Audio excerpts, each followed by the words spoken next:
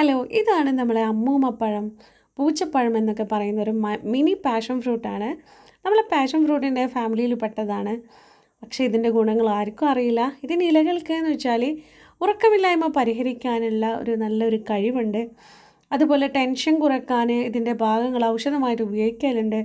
അതുപോലെ ചർമ്മത്തിലുണ്ടാകുന്ന ചിരങ്ങ്, ചൊറിച്ചിൽ, അതിൻ്റെ പ്രശ്നങ്ങൾക്ക് ഇത് നമ്മൾ ഉപയോഗിക്കലുണ്ട് കേട്ടോ.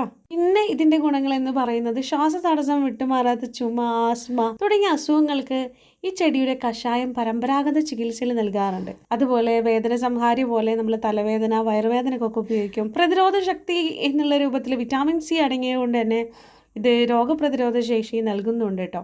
ഇനി ഇതിൻ്റെ പഴത്തിൻ്റെ ഗുണങ്ങൾ എന്ന് പറഞ്ഞാൽ ഒട്ടനവധിയാണ്. ഇതിൽ വിറ്റാമിൻ എയും വിറ്റാമിൻ സിയും ധാരാളം ഉള്ളതുകൊണ്ട് തന്നെ കണ്ണിൻ്റെ ആരോഗ്യത്തിന് ഇത് ഭയങ്കര ഹെൽപ്പ് ചെയ്യുന്നുണ്ട്.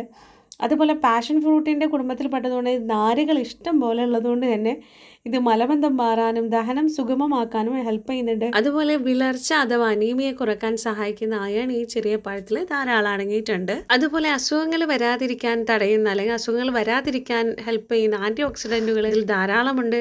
അതുപോലെ ഇതിൽ സ്വാഭാവികമായ പഞ്ചസാരയും വെള്ളവും ശരീരത്തിന് പെട്ടെന്ന് ഊർജ്ജം നൽകുന്നുണ്ട്. ഇനി ശ്രദ്ധിക്കേണ്ട ഒരു കാര്യം എന്ന് പറയുന്നത്, ഈ പഴം നന്നായി പഴുത്ത് മഞ്ഞയോ ഓറഞ്ചോ നിറമാകുമ്പോൾ മാത്രമേ കഴിക്കാൻ പാടുള്ളൂ കേട്ടോ.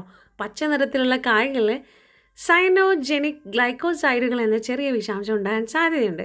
പഴുക്കുമ്പോൾ ഈ വിഷാംശം ഇല്ലാതാവുകയും പഴം സുരക്ഷിതമാവുകയും ചെയ്യും.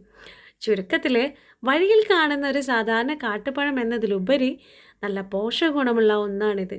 അപ്പോൾ നിങ്ങളും ഇത് കണ്ടുപിടിച്ച് കഴിക്കാൻ നോക്കണ്ടു കേട്ടോ. ഓക്കേ.